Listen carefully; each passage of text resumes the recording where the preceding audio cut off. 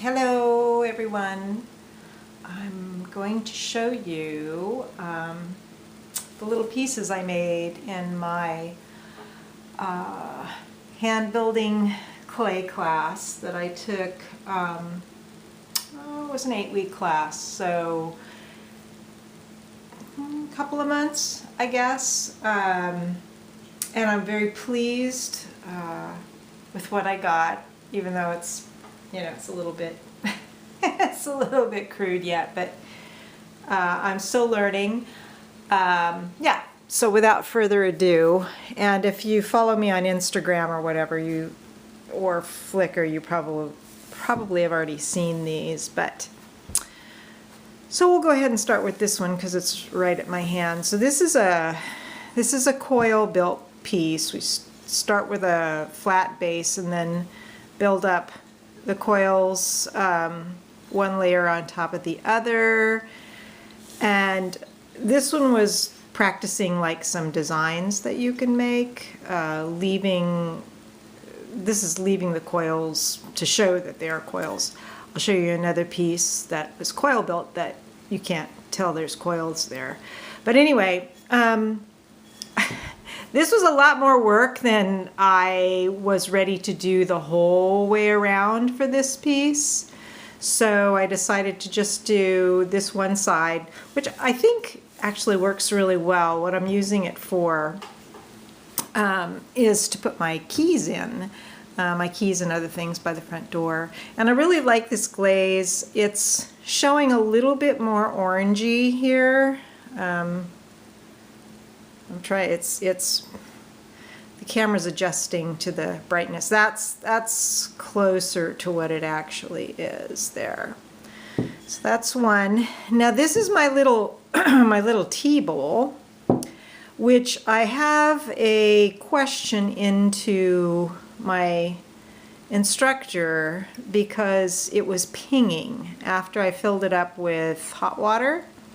With my hot tea this morning. I really like the way it turned out though. This was the white clay, this was black slip over it, and then it was bisque fired. Then I did black glaze on the inside and let it dry and cure before it was fired. And then I dipped the whole thing in clear glaze. And it made these cool little bubbles in there. But I'm not sure whether the pinging is something that's normal. I was reading that it could be crazing, the little cracks, and if that's the case, I may not be able to use it for tea anymore. So that's that one. Here are my first pinch pots. These were the first ones that I made. This one I started out with a little bit more clay than I should have, so it got bigger. And the fluted edges just kind of came about working with the clay. And then I did the design on the side to sort of mimic the flutes, I guess. And then I have another little one that's like that too. And then at the same time, I wanted to do something different. These were all made, I think the first class. I ended up with this one, which I like as well. And this glaze is called Plum. I'm trying again to see if I can get the actual color here. Yeah, I like the glaze. And my instructor said sometimes this glaze just turns out kind of like a grayish purple. But I got some nice tones in it. And then the last pieces I made, I was going to mention that this is coil built as well, but I smoothed it out. I think I want to make more tea bowls, and I have leftover clay that I brought home. It's probably about 20 pounds of clay. And I will probably, it's a lot of work to do it this way, to build it with coil rather than doing a pinch pot, so I may use the pinch pot method for doing more tea bowls. And then lastly I did what's called kurinuki, which is where you take a block of clay and you scoop out the inside and then texture or whatever the outside. Now I'm going to start with my semi-fails, and I say semi-fails in the glazing because I can go back and do a little bit more to fix this. So fortunately, when I picked these up, my instructor was in the studio.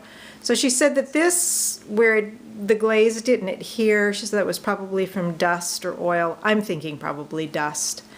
But I can go back, and she said I can spray it with a little hairspray on her shelf. She's got this can of Aquanet, and she says just do a fine spray and then either re-dip them or just paint the glaze on. And in fact, I'm thinking of doing maybe a different color glaze on there. I don't know.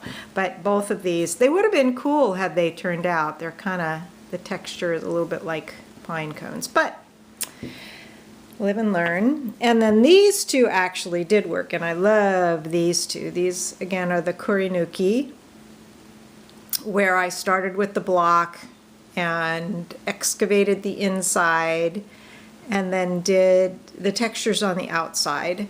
And doing this method, I think what they say is the clay should be short, meaning it's a little bit drier than like straight from the bag, because it's true, it's harder to like sculpt into it when it's like that, or shave off the outside. But I like this one. I like this glaze. I think this glaze was called Flowing Green, and because of the way the texture is on it, I get these different colors, which I think are really neat. And then this one is probably my favorite.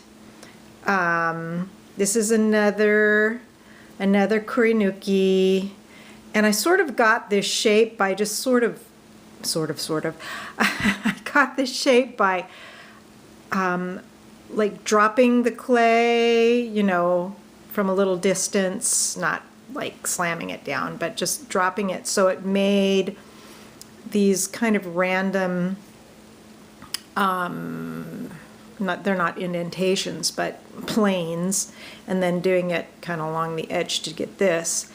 And this glaze is Flowing Blue.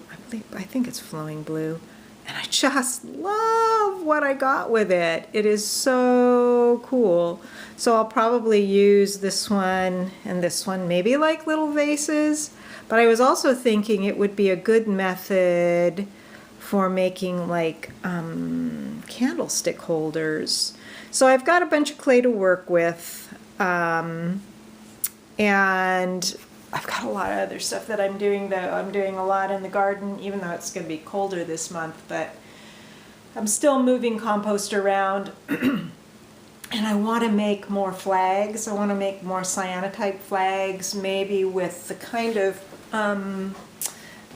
this is a symbol called Mokosh. She's Moist Mother Earth. So I was thinking if I made a little stencil or template or something for that, that would be really cool to make some cyanotype flags for the garden or whatever. So it's kind of, as far as taking more classes goes, I'm thinking that I can work with the clay that I have, and I can go in and I can, you pay by weight for the firing if you're not in a class, and then I can rent some studio time to do the glazing, and I can do that, fit that in wherever. But I do want to get back to more of my photography stuff.